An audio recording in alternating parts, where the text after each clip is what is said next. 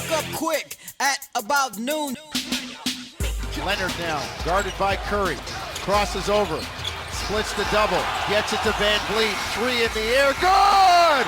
Freddie hoisted it up near the clock, and it went down straight through the bottom of the well, as clean as a whistle. Toronto up 118-105. And that is where we begin with help from the Toronto Raptors radio network right there. The NBA Finals Game 3 is in the books.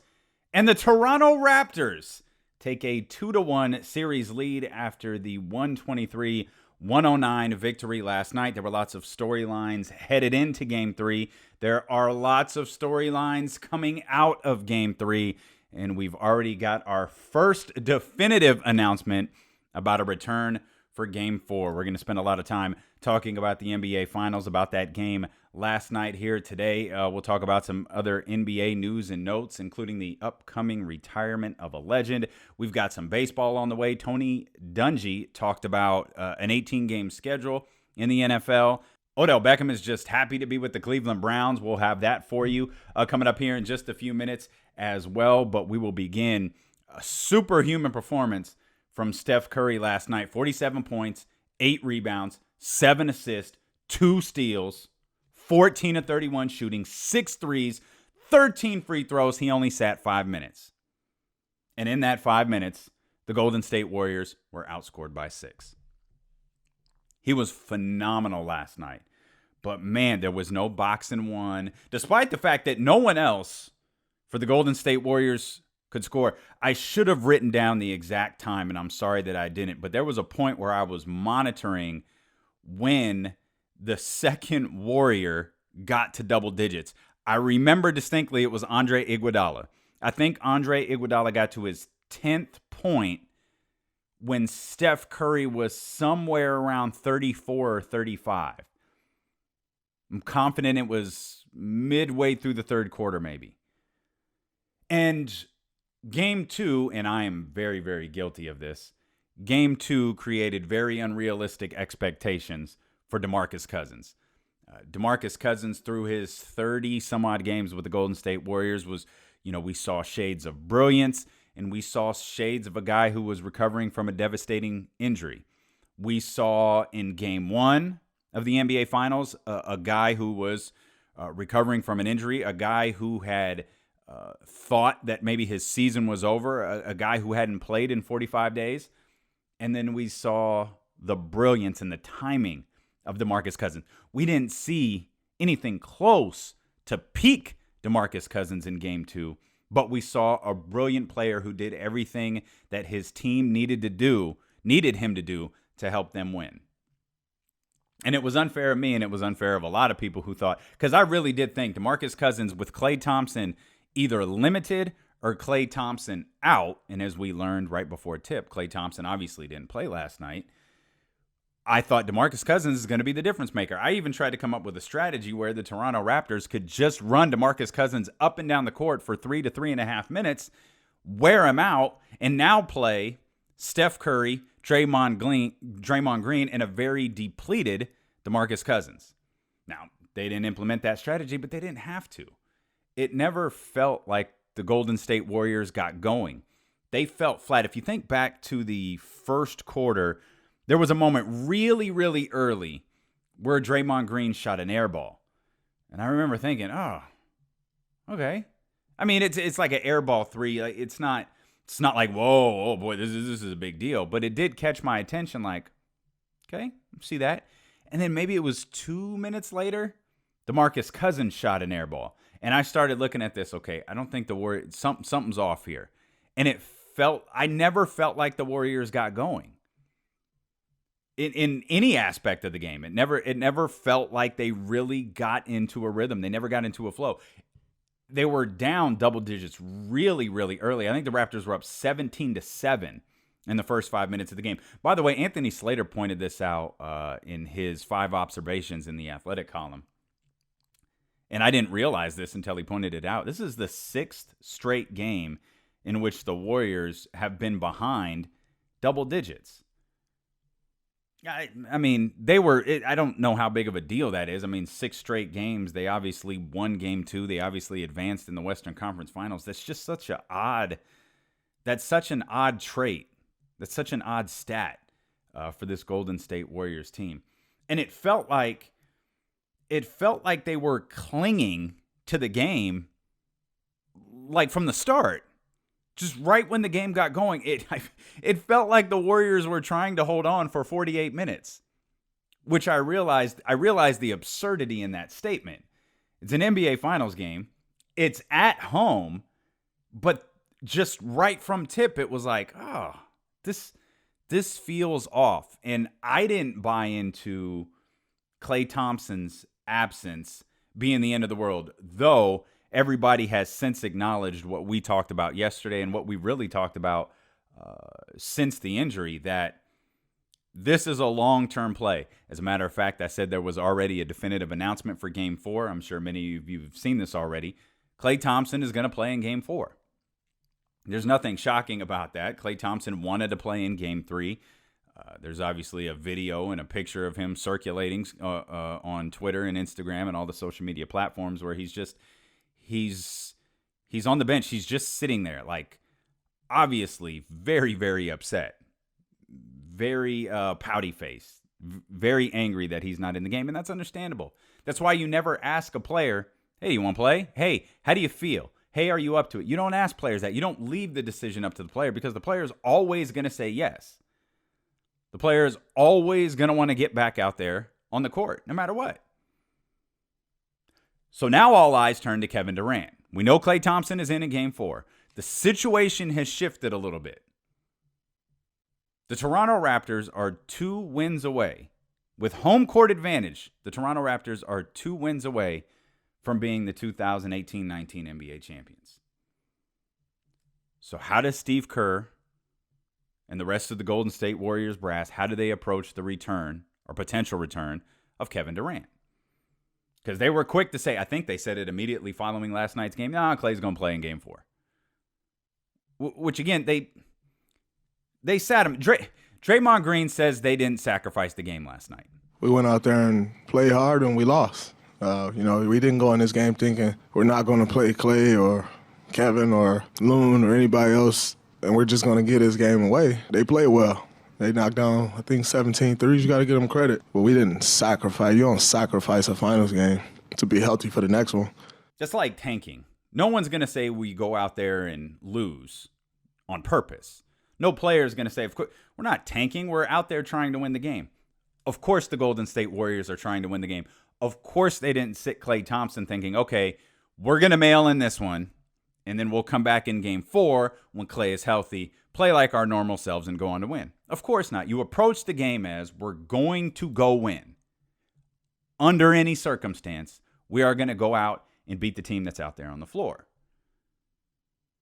However, you may not have put the best possible lineup out there. Not to any fault of their own. They decided sitting Klay Thompson was a better long-term play. There's nothing wrong with that. Phrasing the question as, did you sacrifice the game? That's wrong, because no player is going to say, no player is in on this decision. This is the coach's decision. The coaches decided, Steve Kerr decided, we're playing the long game here. Steph Curry acknowledged as much. We're looking at a potential 7-game series here. We're playing the long game. We need Klay Thompson to be healthy moving forward. That doesn't mean they didn't want to win Game 3. That doesn't mean they sacrificed Game 3. But they had to know they weren't putting their best possible lineup out there. And I personally think it's the smart play. It's dangerous. It's very, very dangerous. But it's the smart play, because your return from Game 3 to Game 4, I think it's the shortest in the series, or one of the shortest in the series, because there's a game tomorrow night. So how will that impact? Like, if Klay had played last night, how will that have impacted Game 4? It's like it's what Demarcus Cousins is going to be dealing with until the end of this series. When the series started and it was reported right before Game 1 that Demarcus Cousins is going to get some playing time, it was very much, oh, good. They'll be able to work him in certain situations. They'll be able to probably get a few good minutes, a dozen or so, out of a really high-quality player. If the series goes long and they can work that up to 20, great. But now all that's different now. Kevon Looney is gone. Klay Thompson is he didn't play last night. What is he going to feel like in his return tomorrow? Now it's all different now.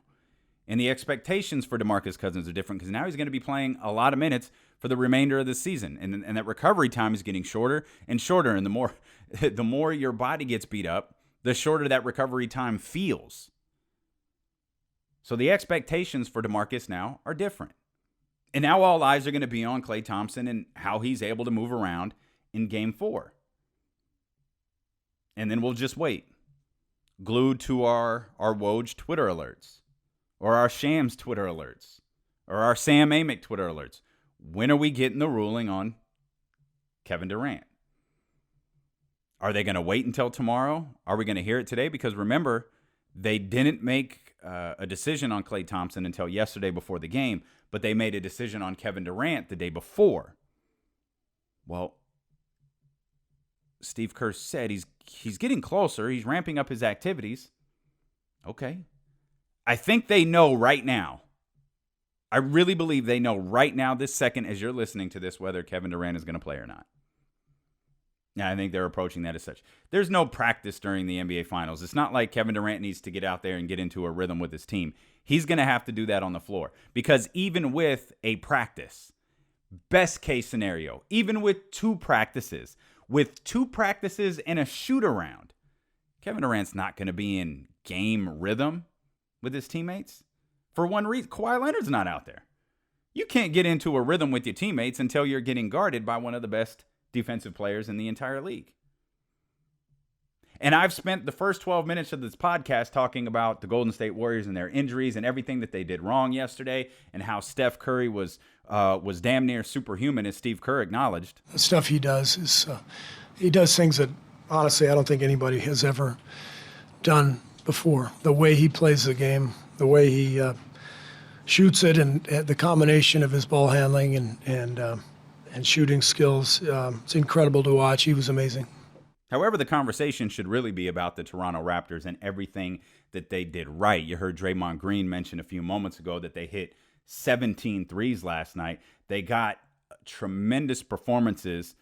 Kyle Lowery, obviously a big fan of the podcast here, as he must have been listening to us talking about him yesterday. He must have been listening to us at the end of yesterday's show where we said Kyle Lowery needs to have a performance in this game. They need to win a game because of Kyle Lowery and not in spite of him. Now, I don't know that they won last night's game because of Kyle Lowery, but he sure played his part. They won that game because of the Toronto Raptors and the system that I believe both Dwayne Casey and Nick Nurse have installed with this team. And I got to give Nick Nurse a ton of credit, man, because I sure looked at this hiring sideways. Not because I know anything about Nick Nurse as a head coach and not because I questioned his head coaching abilities. I had no idea. I knew very little about him other than he was a member of Dwayne Casey's staff, and that was the only thing that I questioned. You got rid of Dwayne Casey, who won the Coach of the Year after you fired him, and you gave it to someone on his staff. So how big of a difference could that make? And obviously you had the addition of Kawhi Leonard and, oh, by the way, Danny Green to the tune of his 6 3-pointers last night. You acquired them in the offseason. So you've got a new coach. You've got a new star player there. You got rid of your franchise anchor in DeMar DeRozan. And Nick Nurse has done a hell of a job. And he is 2 games away. He is 2 wins away from the NBA Finals. And that's just extraordinary to think about. Kawhi Leonard was fantastic again. 9 of 17 shooting, 30 points for him. The starting lineup for the Toronto Raptors was incredible. Everyone was in double figures. Not only was everyone in double figures, everyone was above 17 points. Marc Gasol, again, clearly a big fan of the podcast here with Damien Barling, because he must have been listening to him yesterday when we got a number of texts, both post-show and before the show, calling for a big performance from Marc Gasol. Now, my plan, they didn't execute. I thought the idea of putting Fred VanVleet in there and for just 3 minutes, 3.5 minutes, and then putting Marc Gasol in to guard a fatigued Demarcus Cousins would be brilliant. It turns out Demarcus Cousins was already fatigued, and he shouldn't be knocked for that. I think Demarcus Cousins has taken way too much criticism today because of his play yesterday. This is his third game in 50 days. There's only so much cardio that he can do on his return. And he had a thigh injury, so he probably couldn't do that much cardio, period. But he's taking a lot of criticism because our expectations changed after game number 2. As I said, I'm very, very much guilty of that.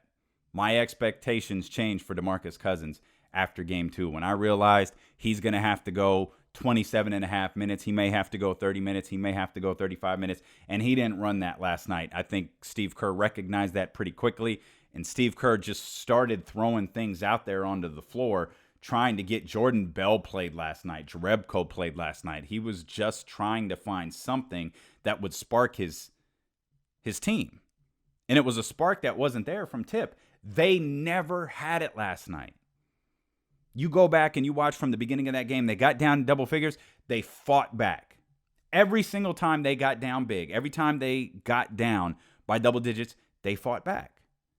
But it was never enough because unlike game number 2, the Toronto Raptors were able to sustain those runs that the Warriors have and cut them off and make them short. And there were timely baskets by Kawhi Leonard. There were timely baskets by Danny Green. There were tremendous defensive plays by Pascal Siakam and Serge Ibaka, with huge blocks there in the third quarter. And then you got Kyle Lowery. Again, Kyle Lowery had a tremendous game yesterday. 23 points, 9 assists. Best I've seen him play maybe this entire postseason. Certainly the most meaningful game. Obviously, it's the NBA Finals. Certainly the most meaningful portion of Kyle Lowery's. And unfortunately, all the focus on Kyle Lowery isn't about his 23 points and his 9 assists. It's about what we thought was a fan putting his hands on him last night. It turns out it very much was not a fan who put his hands on him last night. It was one of the minority owners of the Golden State Warriors, Mark Stevens. And the Warriors issued a statement about that. It says, Mr. Stevens' behavior last night did not reflect the high standards that we hope to exemplify. As an organization, we're extremely disappointed in his actions. And along with Mr. Stevens, offer our sincere apology to Kyle Lowery and the Toronto Raptors organization for this unfortunate misconduct. Mr. Stevens will not be in attendance at any of the remaining games of the 2019 NBA Finals. I'm going to go out on a limb here. I don't think there is an individual in an organization that an organization dislikes more than that random minority owner. The guy who put in a couple of bucks. I think minority owners are just necessary evils. Because it's like, dude, you tell everyone you're an owner of the Golden State Warriors. You're not really an owner. And the truth is, we don't need you. We're in the Silicon Valley, player. There's probably 4 million people who could buy you out. And we could just have a new minority owner. But really, man, you embarrassed your organizations by putting your hands on a player. Everybody watched that thinking, rich, drunk dude just put his hands on a basketball player. For no reason. Just forcefully shoved Kyle Lowery. And then we find out it was one of the owners. And you knew it had to be someone important because this is, 1, is the NBA Finals. 2, this is Oracle. You're sitting down on that courtside area by Jay-Z and Beyonce and Joe Lacob. You're not just rich, you're connected. And it was all put together that was one of the minority owners for the Golden State Warriors. What an embarrassment. For a team that is so good, this has been such a strange season for them. As we said earlier this week, we're trying to pick apart the Golden State Warriors. We've been picking them apart all all regular season. We've been picking them apart all postseason, trying to figure out how can they lose this. And then they have they had the dust up with Draymond and Kevin Durant, and then all of the stories about where is Kevin Durant going to play next year, where is Klay Thompson going to play next year. Then you had the Houston Rockets throwing out that report from Game 7 a year ago.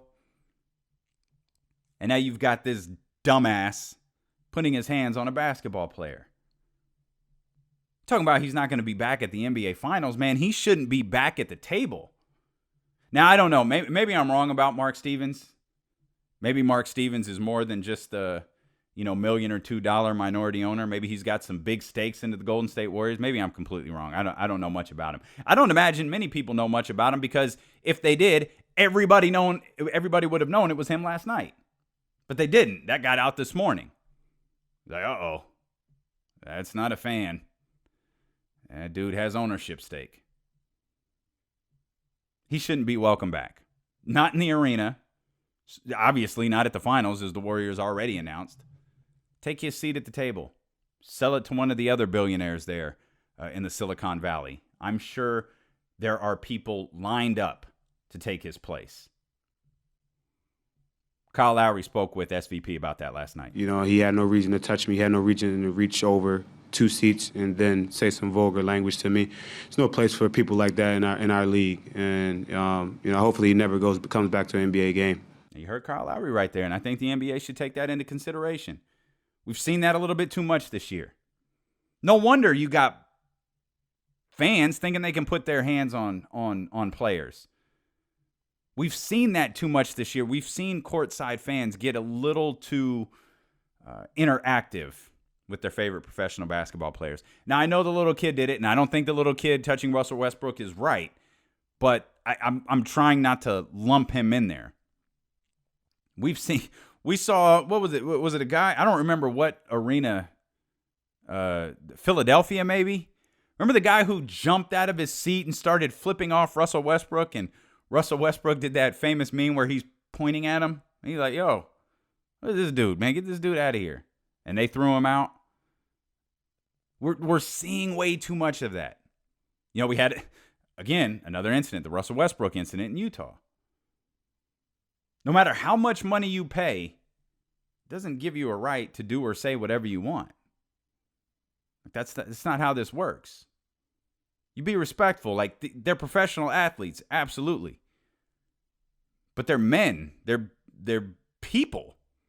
Yo, you speak to people with respect. Like, come on.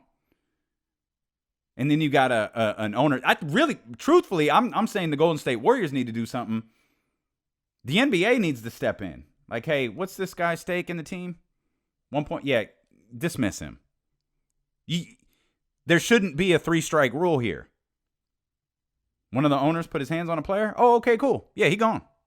Simple as that. I don't feel like there should be a conversation here. And obviously this is very early in the process. Maybe there isn't a conversation. Maybe what I'm saying has already been said.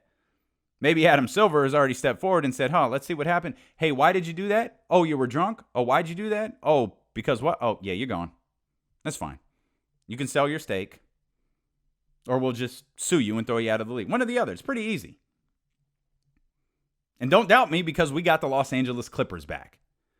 David Stern tried for decades to get the Los Angeles Clippers out of the hands of Donald Sterling. Wasn't able to do it. Never really had that strong legal end to get in there and get him out. Adam Silver, first year, give me back the Clippers. You out of here.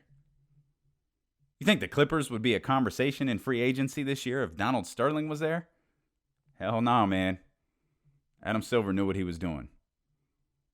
And they got to do and I understand the situations are significantly different. The point was Adam Silver can step in and get this knucklehead out of there. And he needs to. So while we've spent a lot of time talking about everything that went wrong for the Golden State Warriors and all of their plot lines moving forward, and I feel bad for the Raptors, because if the Raptors win, it's going to be about the Warriors. The story will be the Golden State Warriors lose in the NBA Finals. And the Raptors have played brilliantly. I'm still not confident we collectively as basketball fans have truly appreciated how great the Toronto Raptors have played this year. They've been fantastic from regular season on. They didn't have lulls in their season. They didn't have dips. They played ball. You had Kawhi in and out of the lineup. They won games whether Kawhi played or not. Kawhi Leonard missing 20-ish games is the only reason he's not in the conversation with Giannis Antetokounmpo, James Harden, and I think Paul George is the third candidate there for the NBA MVP. Paul George didn't have as good a year as Kawhi Leonard did, but he didn't miss 20 games either. Kawhi Leonard has been extraordinary in his time with the Toronto Raptors. I just hope if the Toronto Raptors win 2 more games, that the conversation doesn't immediately shift to, is he going to sign with the Clippers? Is he going to sign somewhere else? What did the Warriors do? The Warriors did something wrong. Is this the end of the Warriors dynasty? Is Klay gone? Is KD gone? How do they replace that? Is Draymond Green leaving next year? And we spend no time praising what Nick Nurse and this lineup of Toronto Raptors have done. Pascal Siakam, to me, D'Angelo Russell had a fantastic season. Sacramento Kings know firsthand how good D'Angelo Russell was this season. But Pascal Siakam, man, from beginning to end, he is, to me, hands down, the most improved player in the league. I think he walks away with that award in 6 months when that award show finally airs and everybody has forgotten about the NBA. I realize it's not 6 months. It's later this month. I'm still not looking forward to it. I'm going to forget. I'm going to forget that it's on. Someone's going to have to text me and remind me. You can text the show, by the way, 916-888-5898. Day or night, that is our 24/7 text line, 916-888-5898. We'll spend some time going over some of your text messages here later on in the show. A lot of you responded to the conversation we had yesterday about Rob Manfred and the safety netting at baseball games. A lot of you had some thoughts on that, and I want to make sure that we share some of those with you as well. With Game 3 in the books, Game 4 approaching, Draymond Green, not worried. No one cared that guys are hurt. Everybody wants to see us lose, so I'm sure people are happy they're hurt. We just got to continue to battle, win the next game, go back to Toronto, win Game 5, come back to Oracle, win Game 6, and then celebrate. Fun times ahead. That's such a mopey thing to say. Like, you guys want us to lose anyways. You guys are happy we're hurt. First of all, yeah, I think a lot of people do want you to lose. I don't know why, but people get tired of seeing the same teams win over and over again.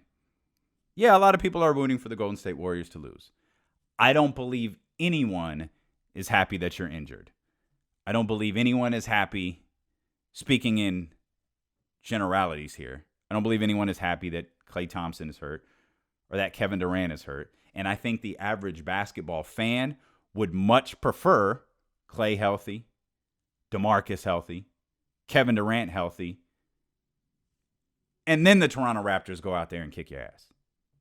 And I could be wrong in that, but I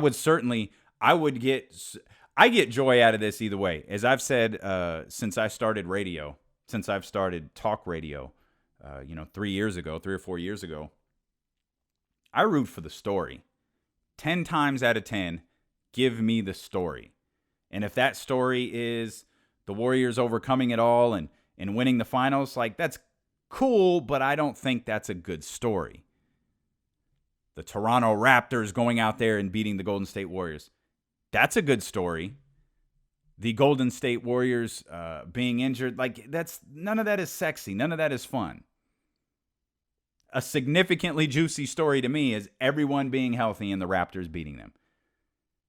Because the day after this finals ends, if the Toronto Raptors are the NBA champions, dude, we got a 2.5, 3 hour show here with no commercials.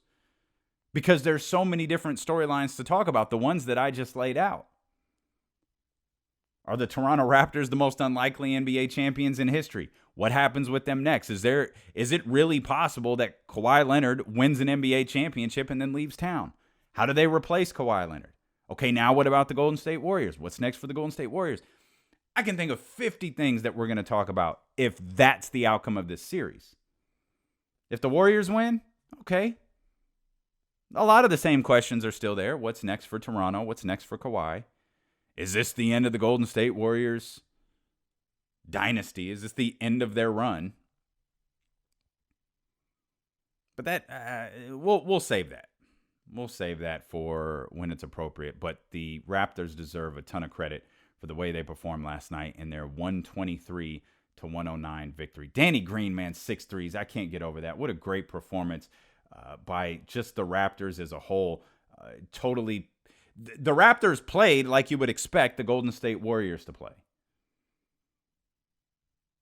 They had so many contributions from their starting five. They got quality minutes from Serge Ibaka and Fred VanVleet. Now in the playoffs, you got to shorten up those lineups. And that's what Nick Nurse did. Steve Kerr, on the other hand, he was just trying to find something. And I can't blame him because that spark wasn't there. And he was desperately trying to find it. We mentioned the incredible game that Steph Curry had. Before we move along here, here's Toronto Raptors head coach Nick Nurse talking about Steph Curry.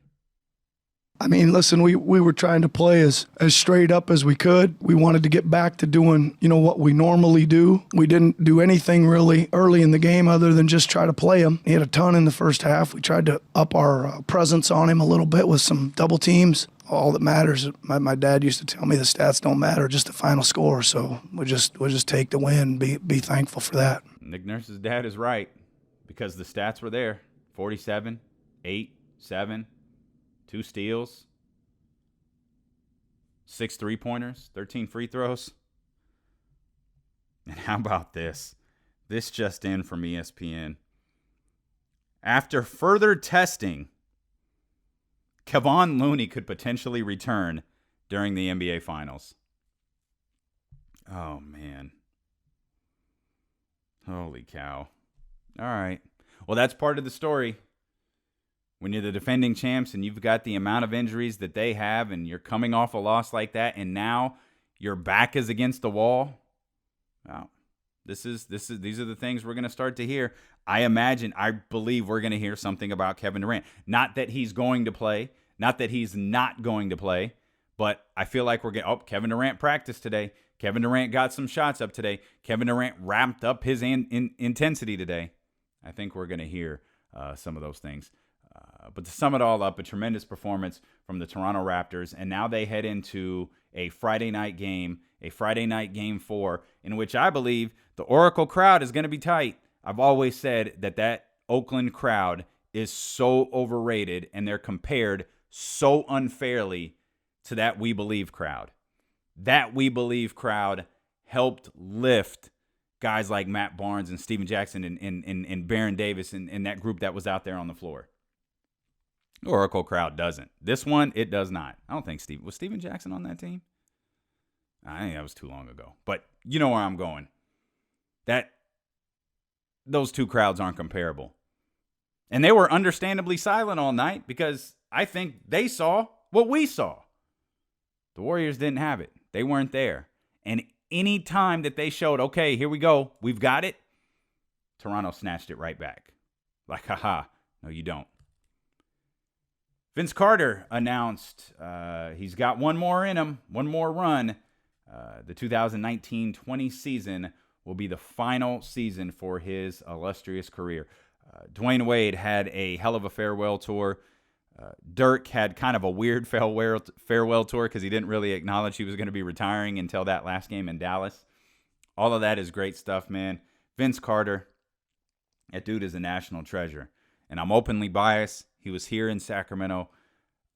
For a guy who was here one season, the amount of time and effort he committed to our community is extraordinary. And I have no reason to believe that Sacramento is any different than Atlanta or any Toronto or any of his other stops in the NBA. And I would love to see him finish his career with Toronto because, remember, he's not on a basketball team right now. Played for the Hawks last year. He's free to sign wherever. I mean, I very seriously doubt Sacramento was high on his list, but if we could get him back for one more year, I would love that. That dude is as quality as it comes. And I firmly, if this were a democracy, I absolutely vote against Vince Carter retiring. I think he should be around forever. He's as good as they come as a person and as a basketball player. Absolutely love that dude, but he's going to be retiring after this season. You want to connect with the show? Many ways that you could do it. You can text day or night at 916-888-5898. Of course, you can connect with me across various social media platforms. Damien Barling on Twitter, Damien Barling on Instagram, and Damien Barling on Facebook as well. I'd love to hear from each and every single one of you, and those who have shot text throughout the day, throughout the night, just letting me know that you're listening, just letting me know that you're catching up on the show, man. I greatly appreciate that. This is a very, very much a new venture for me, and I'm still trying to figure out the listening habits of everybody, and they seem to be all over the place. I thought, well, the biggest audience is going to be there at 12 because so many of you who reached out thought there was such a big void for local programming in the Sacramento area at noon since they took the lowdown off the air. But it seems that people have just been catching up on episodes all throughout the day, all throughout the night, which is awesome. I don't care when you listen. I'm just happy that you are listening, and I don't care if you're not listening in the city of Sacramento. I want people to listen everywhere. My vibe with the lowdown was always to do a local show with a national feel, and that's what I'm hoping to do here with this podcast. I want to grab our audience here in Sacramento and in Stockton and in parts of the Bay Area. I want to grab them. I want to make them a part of this show, and I want us to spread out nationally. You guys have left some amazing reviews on iTunes and on the various different podcast platforms. I greatly appreciate that. Over half of the audience comes out of Apple Podcast, and some of the reviews that I read this morning, man, almost got me choked up. They were just incredible, and I really appreciate you guys taking the time to write those reviews. And if you haven't yet, writing a review would be awesome, but if you haven't rated the show, it takes a split second. As soon as you pull up the podcast, you'll see the stars there. Hit the 5 stars. If you don't think it's worth 5 stars, no problem. Hit the number of stars that you think this show is worth, because the more this show gets rated, the more it pops up into the algorithm of Apple Podcasts, the more we get noticed, and the more we continue to build something very, very special here on the podcast with Damien Barling, a podcast that each and every single one of you are a part of. Shams reported yesterday that Anthony Davis prefers to be traded to the Los Angeles Lakers, the New York Knicks, or the Los Angeles Clippers. Aha! For those who are unfamiliar with my take on the Los Angeles Clippers, that's a team that I think is going to land Kawhi Leonard in the offseason, and that is a team that I think is going to compete for an NBA championship. Take it a step further, because what I actually said is this is a team that is going to win the NBA championship sometime within the next 4 to 5 years. I believe in everything that team is doing this offseason, and unlike the Los Angeles Lakers, I think they're going to be very successful in landing marquee free agents. I think they're going to be successful in landing Kawhi Leonard. I don't know that I'm in on this Anthony Davis move. I mean, obviously, it would be tremendous to my argument to have Anthony Davis play for the Los Angeles Clippers. But part of what makes that team great is that it's just that. It's a team. And I think you can bring guys in and make that team better. I think you can bring Kawhi Leonard in and make them better. Just to throw out another name, not that I think he's going to land there, but I think you can bring in Klay Thompson and make them better, or Kimball Walker and make them better. I think when you start trading assets, when you start trading guys that performed really well for you last year, I'm not as high on that. And I understand if you're on Anthony Davis's wish list, that probably means you're going to have Anthony Davis. You can comfortably believe you make that deal, you're going to have Anthony Davis for the next 4 to 5 years. But I don't know that I'm in love with that idea. I'd have to see the trade package from the Los Angeles Clippers first. And remember, for those who have forgotten, the New Orleans Pelicans owner, over my dead body, will you trade Anthony Davis to the Los Angeles Lakers? I wonder if there is an attractive enough offer where she'd be like, okay, you could do it while I'm alive. Because Magic, allegedly, or Rob Pelinka or whoever was in charge of this, offered just about everything that they had. And 2 years worth of first-round draft picks? I always thought if they got to 4, the deal would have been done. And I also wondered if there was a higher influence into why the deal wasn't done. And I believe there was. I believe it was stated plainly by this owner last year. It was stated publicly after the season, but I think it was stated plainly behind closed doors that we are not dealing Anthony Davis to the Los Angeles Lakers. An interesting note about Marcus Morris. Rumor has it, this according to Shams, that the Knicks, the Lakers, Clippers, Bulls, and your Sacramento Kings may be interested in Marcus Morris as free agency approaches here in 24 days. Okay. As like the third free agent you sign, I think I'd be fine with that for Sacramento. If their big free agent acquisition is Marcus Morris, I don't love it as much. I don't know. He certainly brings attitude. He brings physicality. He brings something to the Sacramento Kings, but that's not a June 30th signing or a June 1st. That's a week or two into June. That's that type of signing. But it appears he has a market out there. What's the dollar figure behind that market? We'll learn that here in the coming weeks. I realized this as I was looking at all of these different rumors going across different articles, different things to talk about here on this edition of the podcast. But the Wizards don't have anyone running their team. Like, the draft is just a couple of weeks away. They don't have a general manager. Ernie Grunfeld was the president of basketball operations, which, also the general manager. They don't have anybody running their team. Does anybody want that job? Does anybody want to deal with the Bradley Beal contract and the potential contract extension and John Wall, who isn't going to play for you one single minute next year? Does anybody want to deal with that? Because it certainly appears that the unanimous answer is no.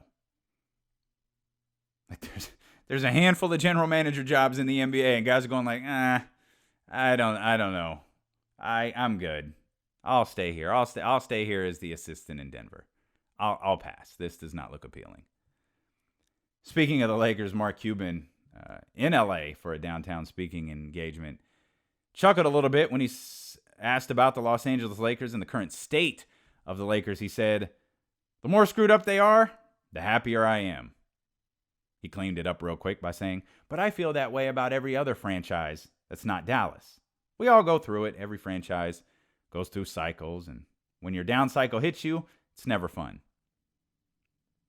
I believe him on both fronts, but I really believe that first part. The more screwed up the Los Angeles Lakers are, the happier he is. I think the Lakers being screwed up takes precedent over the Nets being screwed up or the Kings being screwed up. I think general managers and owners chuckle when the Lakers struggle, and they chuckle when the New York Knicks struggle, because you hear all of this national media talk about how, the NBA is better when the Lakers and the Knicks are good. Like, really? Because they've been bad for a minute.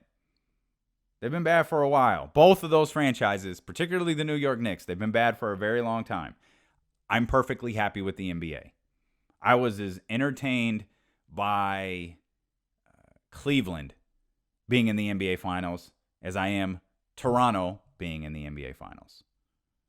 Or Miami. And I know that's unfair because really it was just LeBron James in the NBA Finals. Oh, by the way, before we leave that, all of this talk about Steph Curry and everything that Steph Curry is doing, and he can't do it by himself. He tried. He did everything he could to carry the load all by himself yesterday. Did all of you have that same energy during the first Golden State Warriors, Cleveland Cavaliers NBA Finals, when sometime during the playoff run, Kevin Love goes out, and then in overtime of Game 1 of the NBA Finals, Kyrie Irving goes out, and LeBron had to carry them the rest of the way. Remember what a star Matthew Dellavedova became in that series? Remember the reports after Cleveland won their next game that Matthew Dellavedova went to the emergency room to get an IV because he was dehydrated from guarding Steph Curry? I hope everybody who's carrying that bucket of Steph Curry doing it by himself, attempting to do it by himself last night, carried that same bucket when LeBron James did it for an entire NBA Finals. Because there's so much... The laziest argument, and I will say this forever, the laziest argument in sports is the one that Draymond Green cost the Golden State Warriors an NBA championship. They lost multiple games after Draymond Green came back. They needed to win one. They lost them both. Draymond Green played in both of them. And if I recall, he was phenomenal in Game 7. But how come no one ever says, Cleveland would have won another championship if Kevin Love and Kyrie Irving were healthy? That was an incredibly close NBA Finals. But history has kind of, we've got revisionist history a little bit. We tend to forget that part because the Draymond Green thing happened the next year. So we, the collective, run with that narrative. When it's the worst narrative in the world. I hear incredibly intelligent people spout that line all the time. Sports minds that I respect.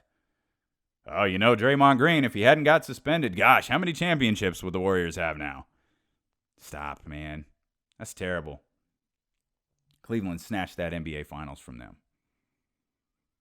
And it's no different. We don't know what the result would have been if Kyrie and Kevin Love were healthy in that first matchup.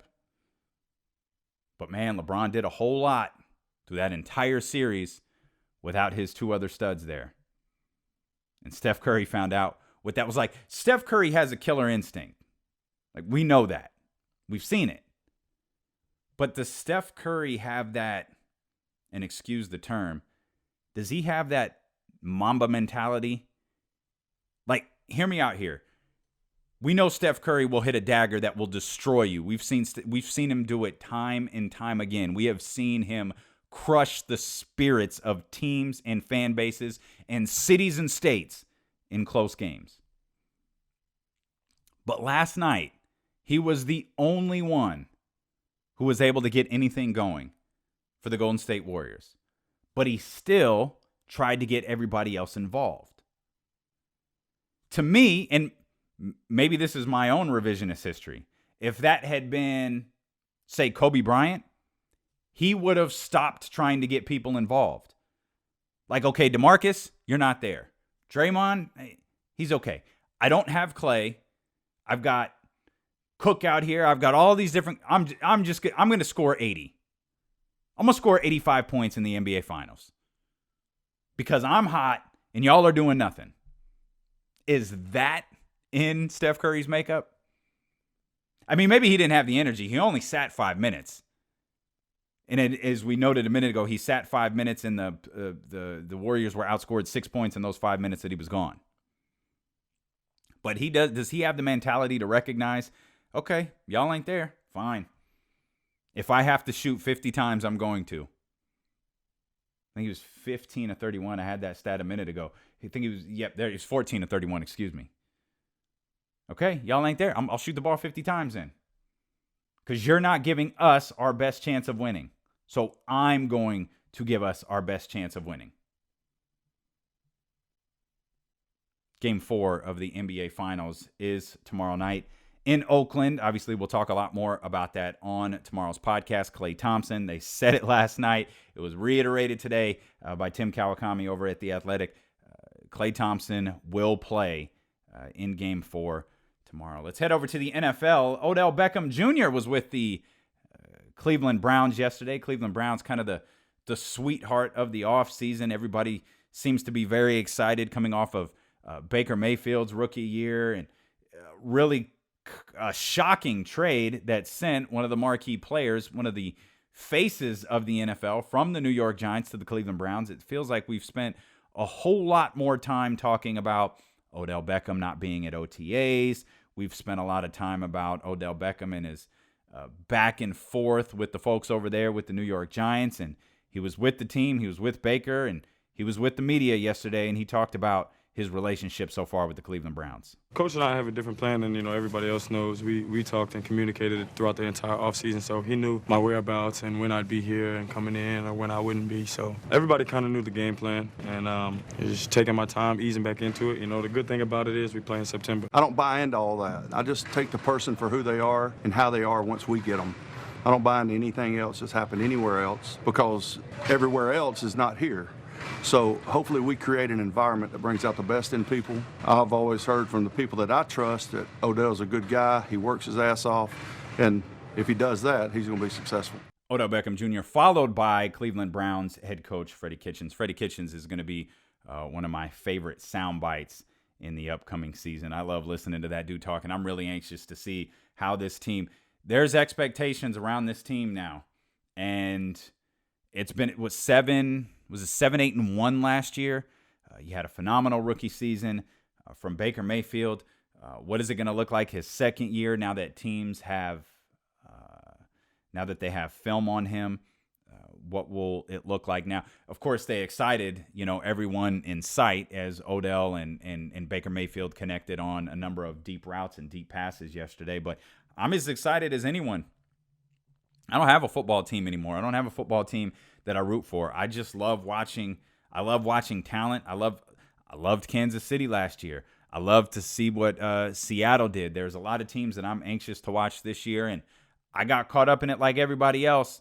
I can't wait to see what the Cleveland Browns do. And, I think it was a bad look to sign Kareem Hunt for a number of reasons.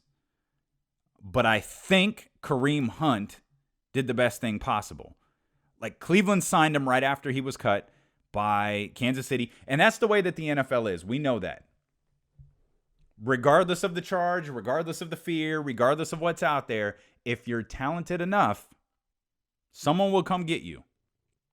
Kareem Hunt, he's not Ray Rice. He's not at the end of his career. He's in his second season.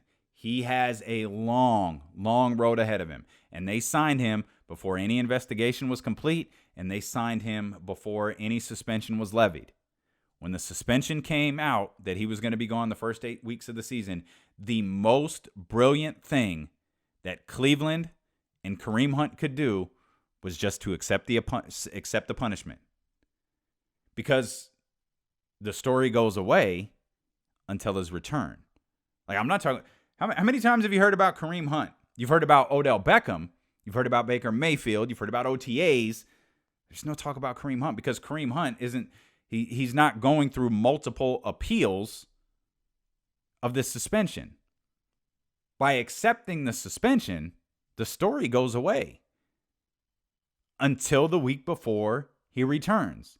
And then it becomes Kareem Hunt returns for the Cleveland Browns this week, and here's why he's been gone, and they lay out the story. And then it'll be a story going into Cleveland's first primetime game when Kareem Hunt is out on the field. But you've minimized the impact of the story. You minimized the repetitiveness of the story by accepting the punishment, by accepting the suspension and just going away.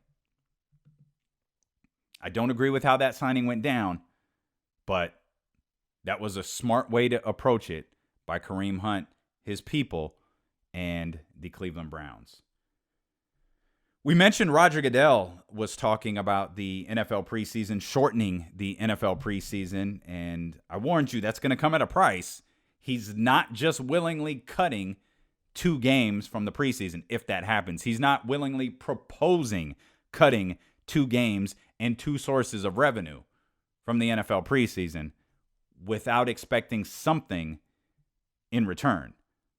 Tony Dungy spoke a little bit about a potential 18-game season with the folks over at Pro Football Talk yesterday. I think it would be a mistake. I think one of the things that's great about the NFL now is every game matters. You've got these tight races.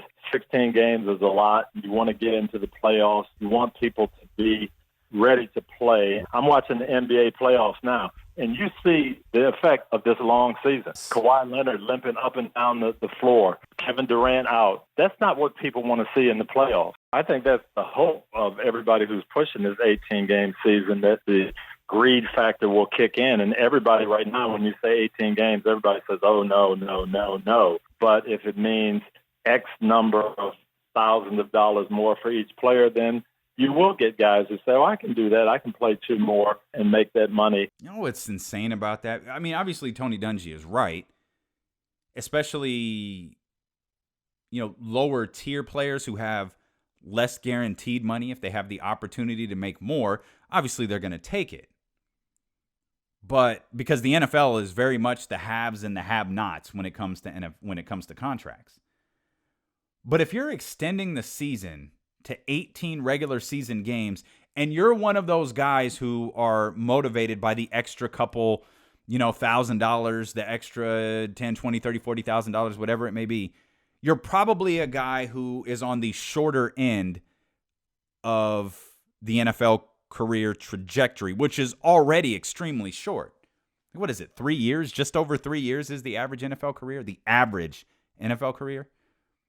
Well, if you add 2 games to 3 years, 2 regular season games to 3 years, aren't you cutting your average life expectancy in the NFL down? Like, aren't you making that shorter?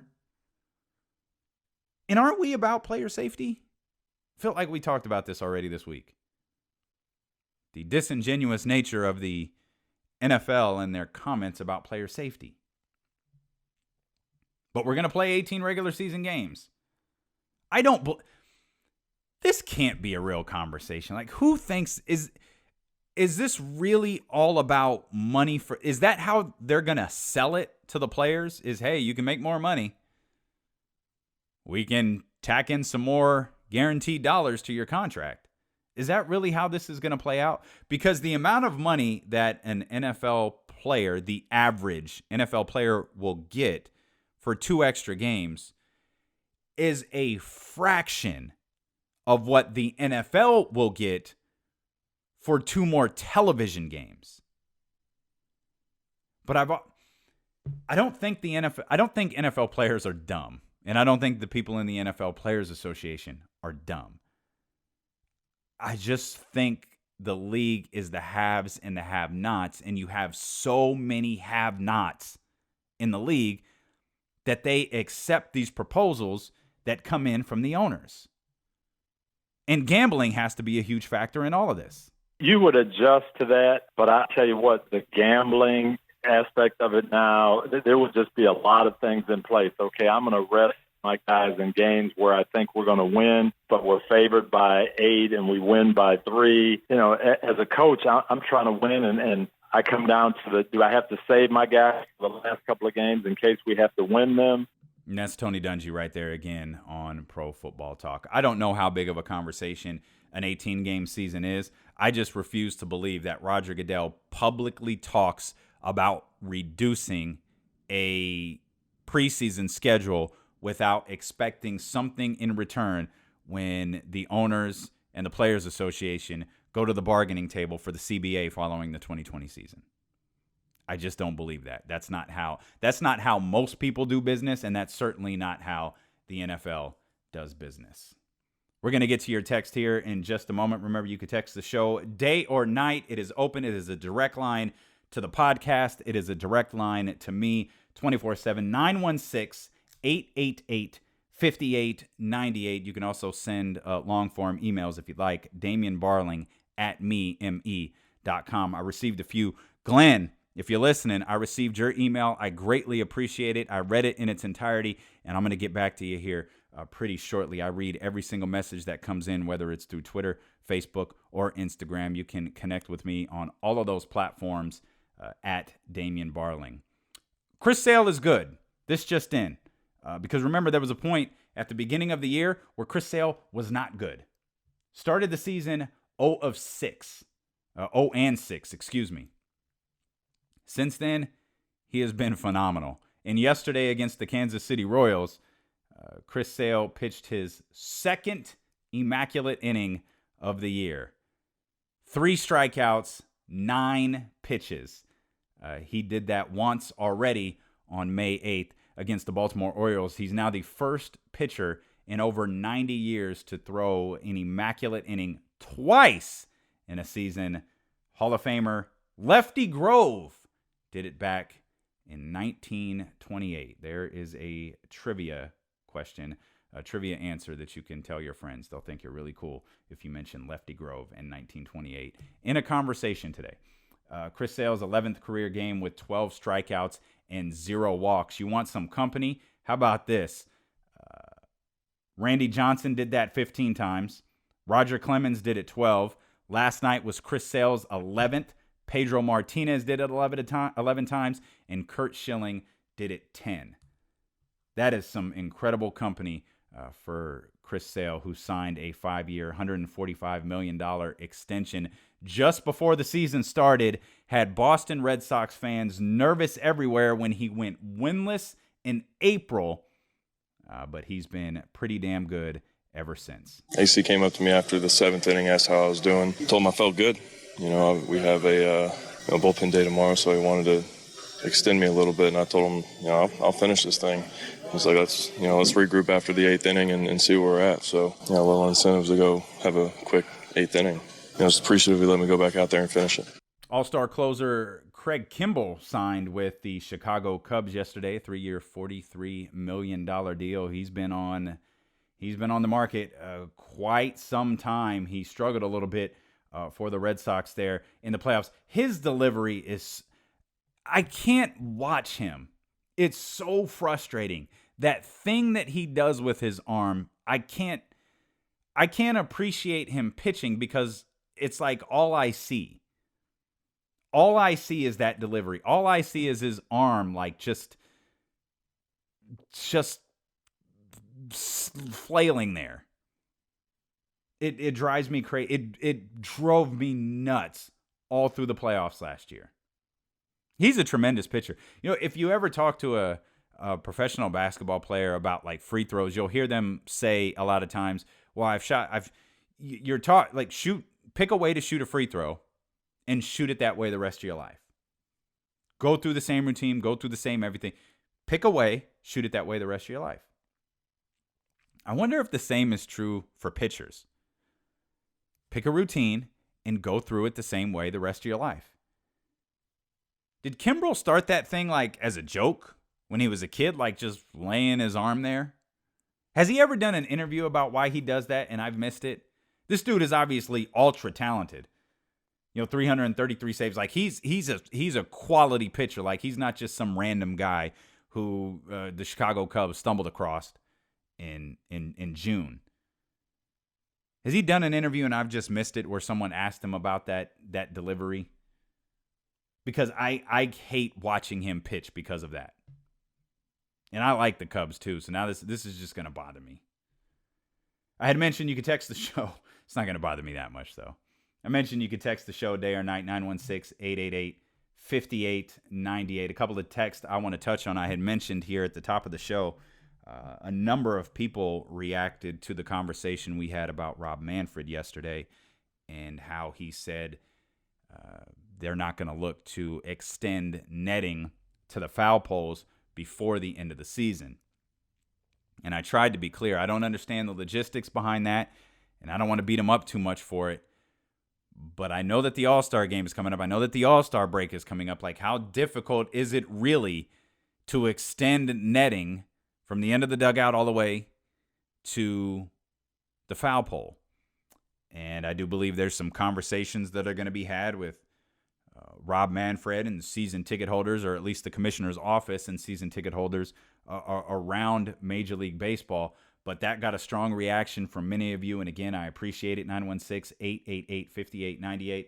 Chris from the 209 says, I've sat on the third base line at a baseball game and actually witnessed a woman get hit and had to be taken to a hospital. It's very scary, and Major League Baseball should take care of this ASAP. JP in Elk Grove, yo D, I've worked at Rayleigh Field for the last 3 years, and in my second year, which was 2018, the River Cats extended the netting to the ends of the dugouts. This year, Our general manager decided to extend the netting once again because he did not think it was safe enough. The netting is now extended past the infield. Again, that's JP. Jacob text, yo, man, I sat in the very first row just past the dugout at a River Cats game, first baseline 2 seasons ago with my 2 kids. I was terrified for them and myself. They need to get a net up right away. Yeah, I would much rather have a net there than be fearful of that foul ball. I told you, I hate that experience, and I hate the experience in the outfield as well. Like, I'm not the one who's going to try to catch a foul ball. I don't want it. I don't want it that bad, and it's not worth the risk because it's not like an outfielder. It's not like an outfielder who's got his glove and he's watching the trajectory of the ball and ball's coming in, he just reaches up and grabs it. Or even those guys who are skilled at, the old Kevin Mitchell grab, the barehanded grab. It may seem like that until you realize there's 30 other people. Many of them might be inebriated. Many of them have food in their hands. Some of them have babies in their hands, and they're all coming to do the same exact thing. So it's not just your hand going up for the foul ball. It's you and about 25 or 30 other hands going for that same foul ball. Man, y'all can have it. I don't want it. And I certainly don't want to be on alert for a ball coming off a bat probably well over 100 miles an hour when you're sitting on that first or third base line.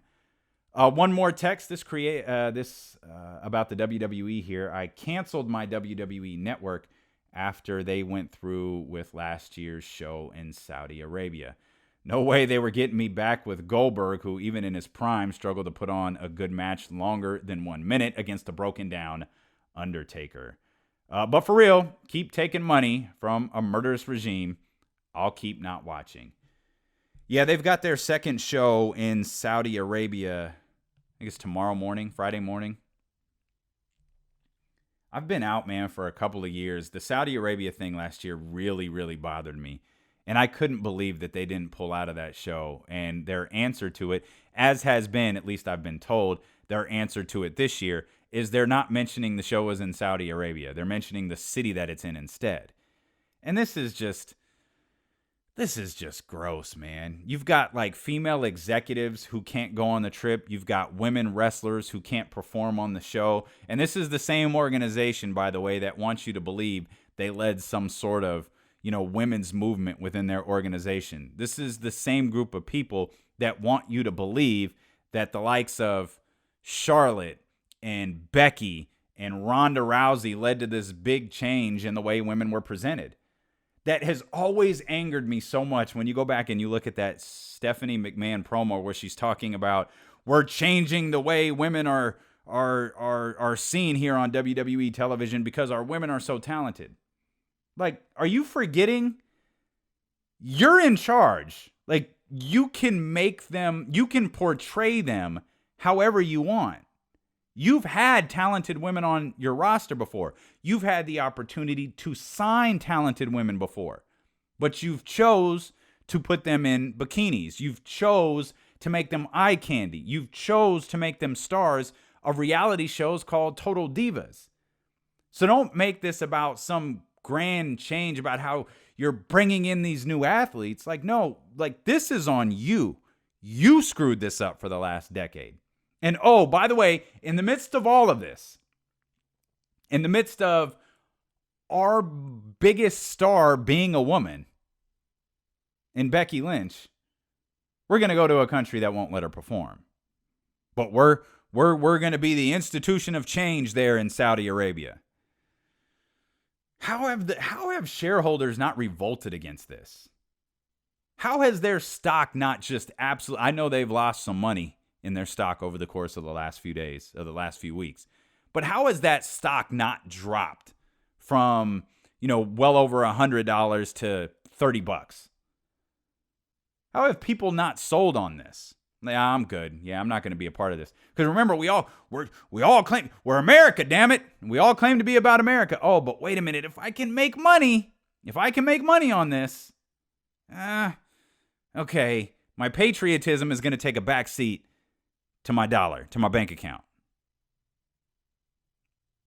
I find what they're doing nauseating. And it's really, really hard to back that company now. But I appreciate you backing me.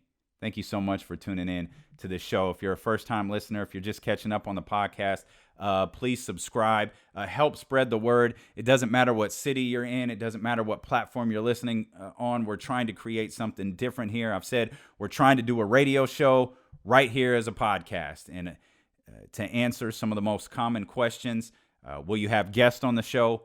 Yes, absolutely. Will the show ever be live?